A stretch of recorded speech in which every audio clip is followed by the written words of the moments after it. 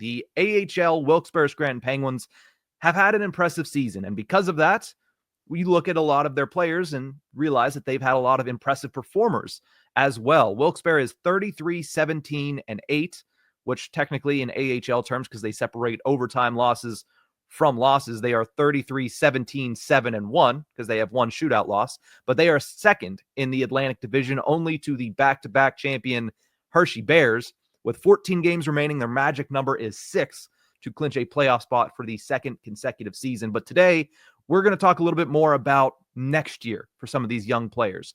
How many of them have a realistic shot to make the Penguins roster out of training camp? Last year, we had a surprise in Rutger McGroarty. He made the roster, played, I believe it was 2 games or 3 games, something like that, before being sent down.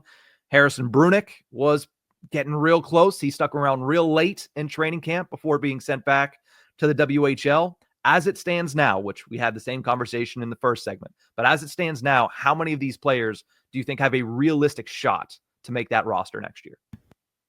I would say there's quite a few. There's quite a couple. Ranging from the high-skilled young guys like the Rutger McGroarty and maybe even the Tristan Bros, depending, to a bit more of a depth option. Maybe Sam Poulin finally gets the chance. Again, that would depend a lot on the kind of moves Kyle Dubas makes. If it comes down to he's just here to be the depth player and his chances have kind of run dry, but the Penguins need to fill holes. That's sort of where the Sam Poulin would fill in. But I could see quite a few. Like I said, a big range from the offense to the defense. The goaltending could be questionable. Who knows? But there's a large range of players. I say there's quite a few. Are we gonna start diving into it? Like the names and the numbers? There's gonna be quite a few. I want to hear what you got first. Yeah, I think there's realistically 3, and of the 3, I don't have any goaltenders, simply because I have no idea what's happening at the NHL level, and because there's 3 of them that could make a case. I mean, Murashov, it's a little early, but the way he's performing, it's hard to continue to put roadblocks in front of a guy that's just bursting through them like the Kool-Aid man. But the way I look at this, there's 3 names, and it all starts with Owen Pickering because he's the guy we've seen the most of, and he's the guy who, as we talked about with Kolya Chanok, that left side has a lot of question marks from first pairing to third pairing to 7th defenseman. There's a lot of question marks on the Penguins' defensive side of the ice. Owen Pickering acquitted himself well in that first stint. A lot of people forget he played in 25 games. That's over a quarter of the season that he played NHL hockey. He was up and down the lineup. He didn't back down. He is somebody who can use his size and his reach to his advantage, and he was willing to do that in his first stint at the NHL level. That's a guy that I think, honestly, coming into next season, unless, like we mentioned, they go out and get like a Gavrikov on the first day of free agency, that's a guy that's probably going to be a leader in the clubhouse for one of the roster spots as camp opens in Cranberry next fall. For sure. I think Owen Pickering is definitely among that list as well, especially when it comes to the defense. He might be the only one out of the defensive side of things. I know guys are taking steps forward, but defense is hard to fill, especially when you look at the contracts at the NHL level. Who knows if anyone's going to take Ryan Graves off their hands? Who knows what they do with Matt Grzelcyk? I know we had that discussion before. It'll be hard to just take NHL spots right now. Pickering has earned one before and will likely earn one again. And I don't see too many other names making that fight next season, especially considering a lot of them. I mean, really, aside from Pickering, no one here really made that jump this year. I mean, Ryan Shea, but I mean, he played a ton last year. No one really made the case outside of Pickering from the A to the NHL this year. Now, I know there's a couple of defensemen down in the AHL that the Penguins are high on. They're guys that have come in this season and have kind of made huge impacts, even though people that only watch the NHL product are probably unaware of them. Names like Philip Kral, who's on the left side, names like Mac Hollowell, who's on the right side, names like Nathan Klerman, who's on the right side. These are all players that I think the organization has brought in and been pleased with at the American Hockey League level, but I'm not sure they're ready to make the jump to the NHL. They're not the top prospects in the American Hockey League. They're not the top prospects in the Penguin system. When you look at the Penguins' top defensemen in their prospect pool, it's Owen Pickering, and it's a lot of guys that are a little further out. Emil Pienaniemi, who might make his pro debut next season with Wilkes-Barre. I'm trying to remember. I think he might have played pro hockey in Europe before that, but I digress. He's playing OHL hockey now, but he's had a good season. Guys like Harrison Brunick, he's a little bit further off. Guys like Finn Harding, who was a 7th-round pick last year and having a great year in the OHL with the Brampton Steelheads. He's a little bit further off. So these aren't guys that, unless they come in and, again, Harrison Brunick almost did it last year. He almost did it. And if Erik Karlsson wasn't ready for the season, Harrison Brunick would have played a handful of games at the NHL level. So unless they come in and have that type of camp, it feels like the only guy that the door is open for is Owen Pickering on the blue line. And there's nothing wrong with that. No, build your way there, especially with some of those guys that going into the season, I can remember saying keep a close eye on guys like Philip Kral, Mac Hollowell, and Sebastian Aho until he fell off a cliff. Just because they are Kyle Dubas guys, and if injuries pile up or if things go south for the defense, those are names that Kyle has familiarity with, and they have NHL experience. Now, it hasn't worked out, and they only signed 1-year deals, so going into next season might be a bit more of a question mark. They ended up never getting their chance anyway.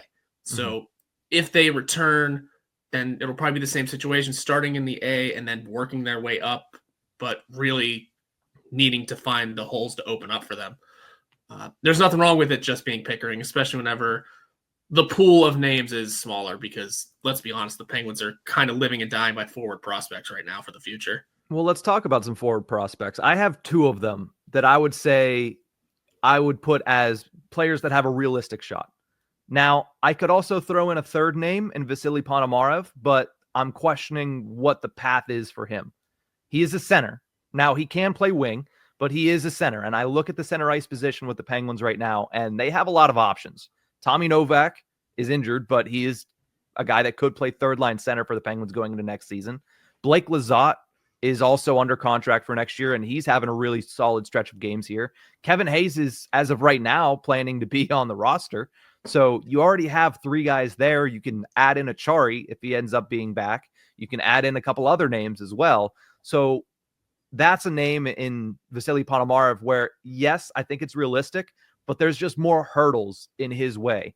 Whereas at the wing position, I look at 2 names, and I think you know where I'm going with, and I think most people listening to this know where I'm going with, in Rutger McGroarty, who is the Penguins' top prospect, and he's starting to act like it, right? I mean, he's always acted like it, but he's starting to play like it at the AHL level. He's come on really strong as the season has gone on. He has 38 points in 56 games, and as everybody always mentioned with Rutger, he has the body, he has the physicality, he has the style of play that is going to translate to the NHL. The guy is 6'1", over 200 pounds, and he's a big body. Now, his skating is something that is still a work in progress, but he's proven that he can make up for it in other areas at the AHL level. The question is going to be, can he do it at the NHL level? But during preseason, it's much easier to make that statement than it is once you get there. So I think Rutger McGroarty has a chance. And of course, the other name is, when the Penguins are as needy as they are for guys that can fill the back of the net on a consistent basis, bringing in the guy who's 6th in the AHL in scoring as a rookie, that'll help. And that name is Ville Koivunen. I totally agree with you. Like those 2 for sure. I think Rutger McGroarty was at the top of everybody's list when it came to this sort of thing. Mostly because he got his attempt this year. They brought him in and immediately, like, all right, here, take your runs, take your NHL chance that you wanted in Winnipeg. Go ahead. Maybe he also realized, not yet. Maybe I should have been smarter in Winnipeg, and was going to be given a big role in the AHL and has lived up to the hype. And you're right, when it comes to Koivunen, maybe they give him a little more time to stew just because he's young and really is just getting used to the organization. However, those numbers are great. Those numbers are unreal. That is something to watch and to keep an eye on. I like that choice as well. Those 2 would be on my list. I might even say Ponomarev as well, but again, it does depend on what direction Kyle Dubas takes the team this offseason. Because like I mentioned, I would say Sam Poulin's somewhere on this list. Just somewhere. It's tough to be on it, but it just depends on the depth of the team come cuts. Yeah. Come training camp. It sucks to say, but it feels like he's going the way of Nathan Legare. It feels like he's going the way of Jonathan Gruden, where he had his chances and he's just been passed up from some of these other guys. And considering, like, I mean, is Danton Heinen going to block a guy like Ville Koivunen? Like, is there a chance that he blocks somebody if that they go with the veteran instead, because the Penguins have shown that they're willing to be very patient with these prospects as of right now, because they don't have a lot and they need them to hit.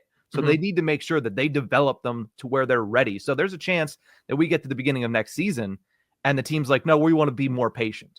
But I think that if these guys are going to have an opportunity, it's still going to be more so Rutger, more so Ville, more so Vasily, even Tristan Brose. You know, I'm not saying that he's going to be a completed product. None of these guys are going to be a completed product at the age of 23. That just doesn't happen. You know, not everybody's Sidney Crosby, who's a complete hockey player at 18 years old. But I think that Sam Poulin is somebody who, some of it of his own doing and his own development, some of it just simply because of situation. It feels like he has almost run out of options with the Penguins, and a fresh start is what would be best for him, because right now it feels like he's an AHL guy. He is a bottom sixer right now on that lineup. And it feels like he's just been passed up by too many players, and players that we're saying might need everything to go right for them to make the roster next year. If he's lower down that list, it's going to be tough. It's going to be real tough. Yeah, it is. It's going to be tough. And I have one more name that it's also going to be tough, but I just I'm genuinely so curious where he stands with this organization. He has another year left, so signing a deal isn't going to be an issue at all. But Valter Padin, who had a ton of NHL time last year, I thought deserved a bit more this year to enter the season on the NHL lineup, and hasn't seen a single game this year. I don't even think he's been recalled to sit in the box or anything. It's been just an AHL year for him. I don't know the numbers off the top of my head. I haven't really looked into it. I just look at the name and go, that's someone who played at the NHL last year. Sure, he didn't meet expectations, but it's not like he was downright bad and unusable. Going into next season, I would love to know where he stands, and is he another guy that is just being pushed to the back of the bus thanks to the likes of Danton Heinen or whoever else, decides to enter this lineup? Yeah, as of right now, you look at Valter Padin, he has 31 points in 39 games with the Wilkes-Barre Scranton Penguins, 12 goals. He has played 10 games at the NHL level, has 1 goal, 1 assist. Those obviously came very early. Yeah, I missed those. Back when Lars Eller was still on this team, which feels like years ago. Yeah. I missed the hell out of those, but that happens after a long season of, in comparison to, it's basically nothing compared to what he did last year. I mean, he played over 50 games last season. Yeah, and it's surprising. It is surprising to me, at least, that he didn't get more chances. But again, I mean, at this point, like I keep saying, what does this team have to lose? I don't know. I just don't know what they think of him anymore. It's always seemed like they spoke highly of him. It always seemed like they wanted him to do well and to play at the NHL level. They just didn't give him much of a chance this year, and we'll see where he stands amongst these prospects. He's not necessarily a prospect anymore, but isn't far removed from them, especially age-wise, and I think he would be and could be a key piece to a young roster if that's the direction that the Penguins decide to go next year.